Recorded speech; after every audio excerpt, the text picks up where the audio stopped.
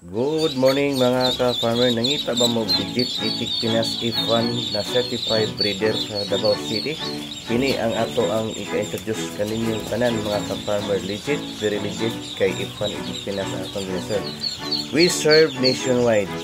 Pero karon panahon na Davao based lang sa agita, no? Pwede ta sa Cebu Puhon o Titi. This is me, Leo Songkip from Davao City. Follow for more. Thank you. God bless.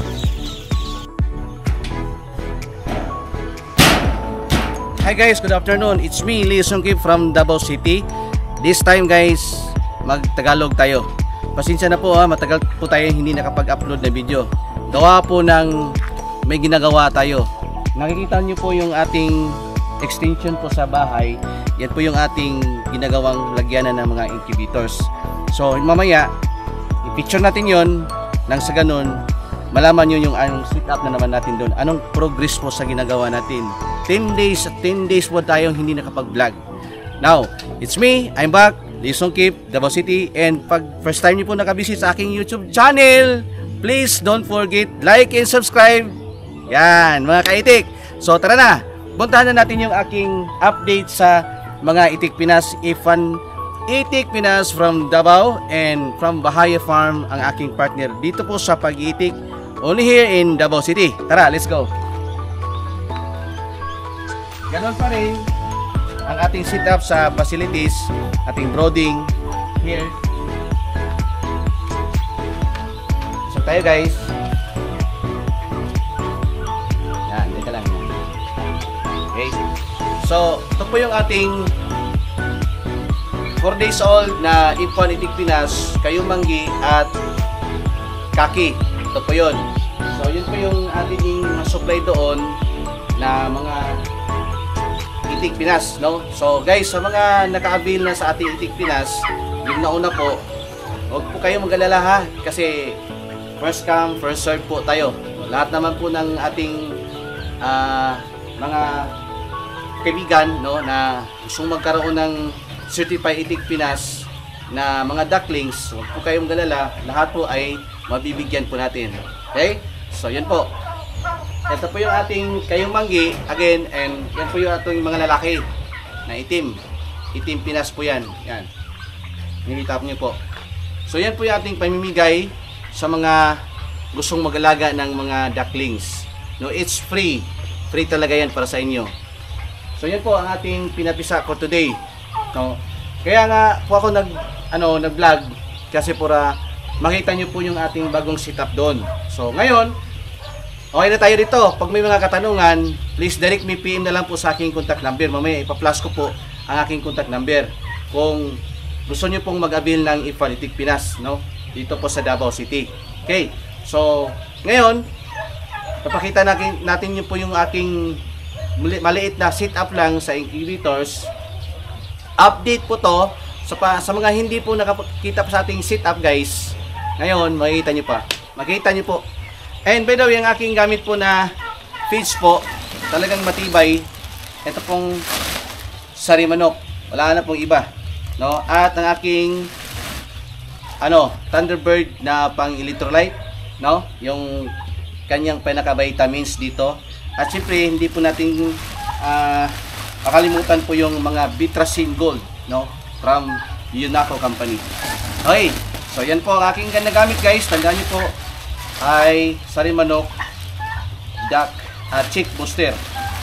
Okay, yan po, matitibay. Tara, let's go.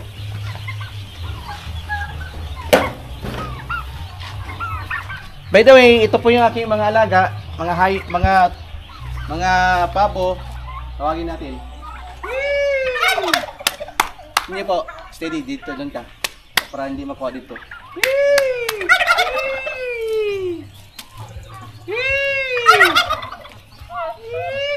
Asa ang karniro? Karniro. Yan po, lalaki na po guys, oh. Yan nyo po. Sobrang dami na po nating mga hayop dito. May mga itik, tupa, kambing, ang lunubian, at mga pabo. Okay, so ngayon, like I said before, yan, puntahan natin yung kanyang, yung parang, yung building na, building ba yan? Parang cave, no? ng cage. So tara, let's go guys. Medyo messy pa, no? Madumi pa, pero sige lang, ganun talaga kasi may construction. Tara. Tara, let's go. Okay guys. Yan. Ito yung pinaka-pinto, ang pinaka-main door natin dito sa facilities ng ating mga incubators. Kaya lang po, may humarang dito na double deck. Ito yung tulugan ng ating staff po, yung humawak po ng cellphone ng ating camera, si Bro Sammy Hermasa, shoutout. So, okay, tara. Dito po ay lalagyan pa natin dito ng stair. Para po na sa ganun, pag may mga dumating na mga eggs o hatching egg, yung mga in and out dito, siyempre, kailangan may maluwang na pasilidad. Tara, let's go. Taran! Ng aking munting facilities, no? Okay? So, yan po. Unahin natin yon, yung kulay red na, yan, yung maliit na yan. Yan po yung bago natin ginawa na incubator. Ang capacity po niyan, ang capacity is almost 5,000. Yan naman yung isa, yung pinaka-veterano natin. Alam mo bakit veterano? 3 times ko po yung minodify. Kumbaga, pinapalitan ko po ng design ng mga mechanism sa loob. So, hanggat na perfect natin yung kanyang rate, ng hatching rate niya po.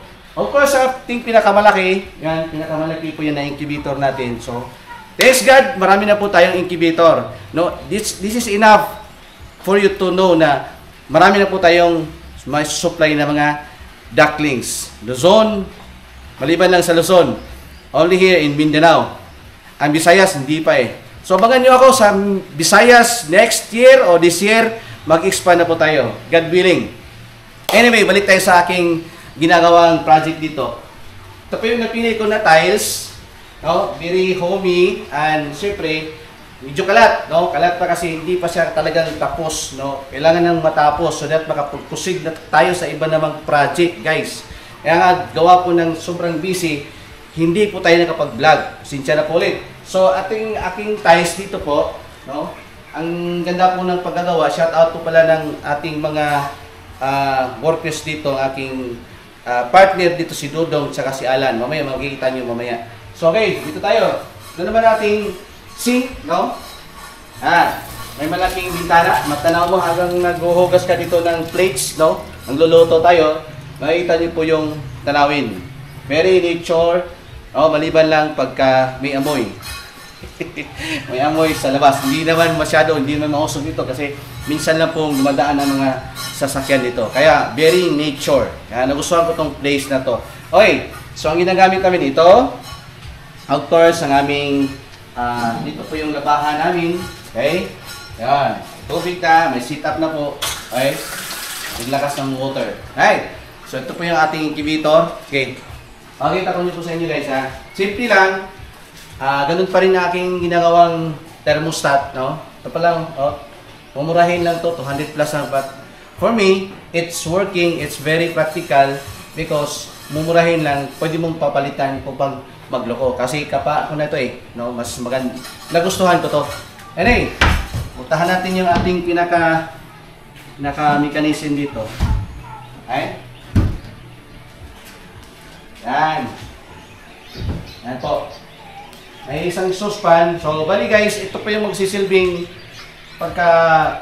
pagtapos na po sa mga papisa na talaga. So, dito ko po niya nilalagay. Lahat po nang nagmamature that day o kinabukasan, dito ko po siya nilalagay. Hindi ko to, tinanggal ko na po dun sa pinakamalaking incubator. So, dalawang incubator. So, dito po siya. So, lahat po na nakikita nyo dun sa labas, yung ating brooding facilities ay nagagaling po to dito. Okay? So, yun po. May isang exhaust fan at saka pag i-on ko to sa labas, may isang ano doon, yung nakikita yung PVC diyan, may hangin po yan, exhaust fan yung palabas. Higupin po niya yung hangin from here sa loob ng incubator, ilalabas niya. Kasi yun po yung feeder. Maiiwasan po natin yung malanghap natin yun yung mga balahibo sa mga itik. Alright. So, yun pong nadagdag natin sa ating facilities. Kaya nga medyo na busy talaga tayo. Ito naman yung ating, dito tayo. Hey, dyan ka. Dyan ka lang. Dito ako, mag-explain ako. Okay, incubator. Puno din dito. Incubator, puno din dito. Okay. Yan naman din yung ating isang room. No? Kasi yung isang room doon na nakita nyo na malaking may window, yung naka-glass po, yun po yung ibibigay ko sa aking may son, aking anak. So, dito na ako matutulog pagka matapos na ito, guys. Sobrang ganda for me kasi nagustuhan ko yung design, high ceiling, tapos may dalawang room. Ito po yung isang room na nandito po, isang room. Yung CR naman din po, hindi natin kayo mabuksan kasi may gumagamit. Gusto ko sana ipapakita yung ang very cozy for me kasi practical din siya, hindi naman masyadong mahal yung tiles pero nagustuhan ko kasi very light, no? Yung color. Alam mo na, hilig tayo sa light. Hindi light emperador ha, light. Yung magaan ba? Magaan pakisamahan, magaan sa pakiramdam. Ito naman yung aking room. Hindi naman din talaga siya tapos pero talagang ipaproud natin na dahil po sa tulong ng ating mga manggagawa dito, nakuha niya po yung aking idea, yung aking gustong mangyari dito. No? So, yun. So, next episode natin, guys. By the way, balik tayo dito. Nakita niyo po. Okay? Buksan natin. Ang sa ganoon, makita niyo. Yan. Tanan. So, ito lahat, guys. Puno na din ito. Ang itong pinakamalaking incubator. Siguro kung aakyatin natin, guys, no? Ayan. Sobrang taas po to. Kaya medyo next time magpapagawa tayo ng yung according to my height na lang talaga kasi kung kanito times 2 eh. Sobrang taas. Ang panghiganti tayo yata ito. Yun. Okay.